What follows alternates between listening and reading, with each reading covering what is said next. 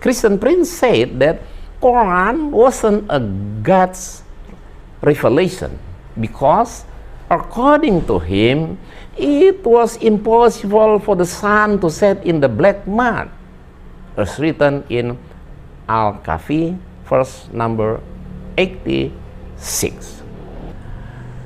The accusation that Christian Prince made really prove his foolishness, or without he realized he was revealed his own lies and foolishness.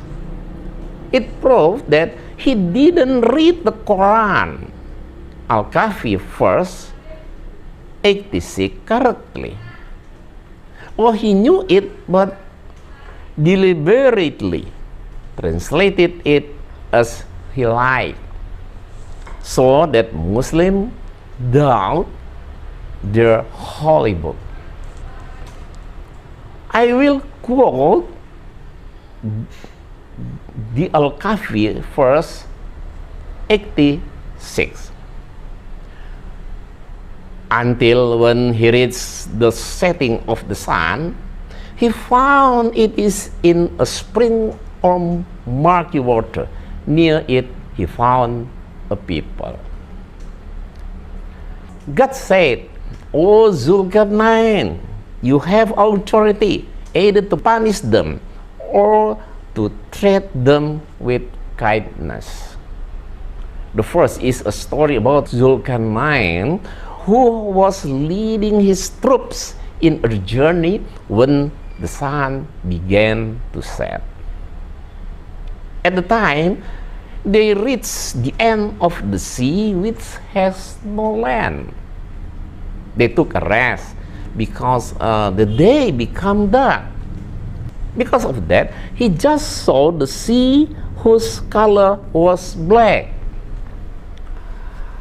The more the sun set, the darker the color of the water, so it looked like as if the sun set in the black mud. And that was only the vision of Zulkarnain, not that of Allah. So, it is not Allah who said the sun set in the black mud or in the murky water.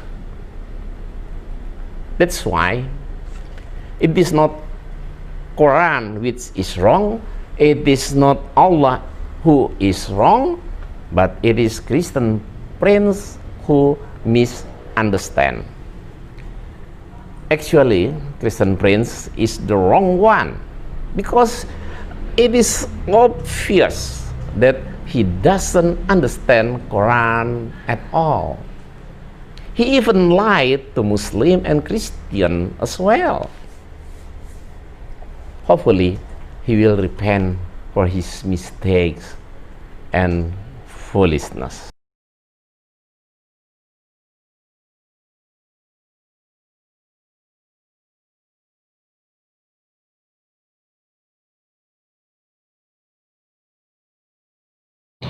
Aku pernah membonceng Rasulullah.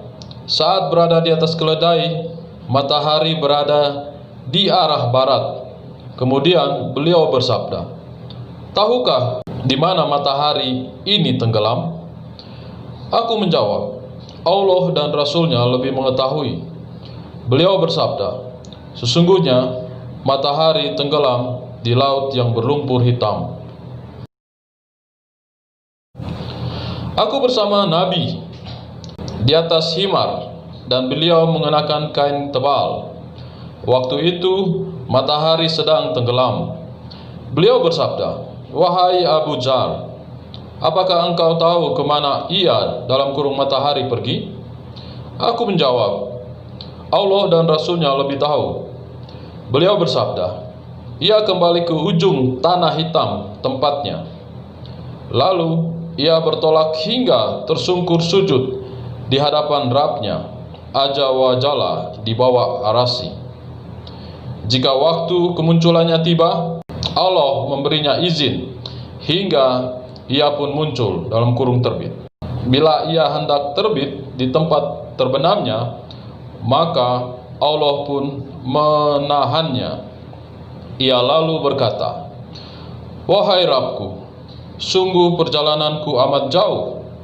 Maka Allah pun berfirman, "Kalau begitu, terbitlah di tempat tenggelammu." Dan itu terjadi ketika keimanan seseorang tiada lagi bermanfaat. Hopefully, he will repent for his mistakes and foolishness.